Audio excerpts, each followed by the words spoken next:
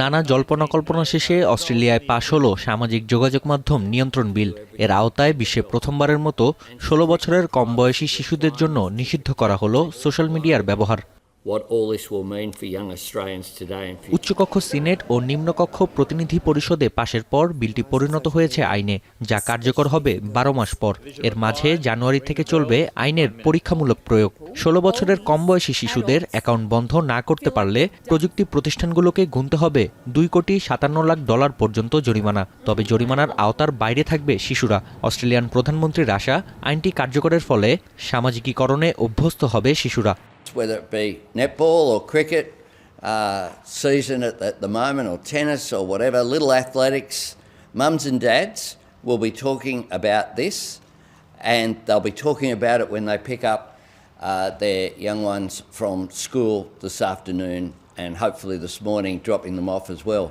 তবে আইনটি নিয়ে মিশ্র প্রতিক্রিয়া দেখা গেছে অস্ট্রেলিয়ান জনগণের মধ্যে। কেউ বলছেন অভিভাবকদের বদলে সরকারকে শিশুদের সামাজিক যোগাযোগ মাধ্যম নিয়ন্ত্রণের দায়িত্ব প্রদান অনভিপ্রেত। আবার কঠোর আইন প্রণয়নের জন্য অনেকেই ধন্যবাদ দিচ্ছেন আলবানিজ প্রশাসনকে। I mean, like, not to sound like an old fart, but when I was a child, it was my parents' responsibility to not police, but like, you know, enforce what I was doing. Social media for kids is not really appropriate. Sometimes they can, have a look something that they shouldn't. So I think for the age, I think we should really not have an access for.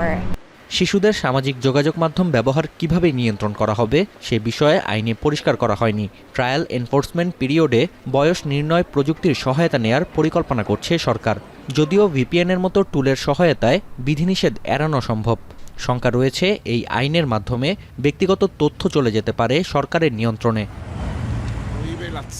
এদিকে অস্ট্রেলিয়ার মতো আইন পাশ করতে কংগ্রেসকে আহ্বান জানিয়েছেন ভেনেজুয়েলার president.